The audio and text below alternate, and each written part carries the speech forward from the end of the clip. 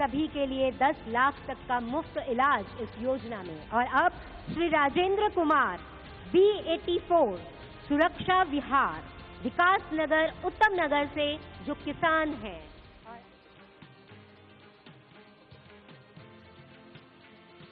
दिल्ली सरकार की ये पहल हमारे सभी वरिष्ठ साथियों के लिए। अब ना रहेगा कोई इलाज के बिना, पैसों की कमी अब उसको नहीं खलेगी। अब इसके बाद श्रीमती किस्मती, ब्लॉक बी, सुरक्षा विहार, विकास नगर, उत्तम नगर से, जो गृहिणी है इस कार्ड की। और अब जोरदार तालियां इन सबके लिए। सैनिक एनक्लेव, सेक्टर 1, मोहन गार्डन, उत्तम नगर से।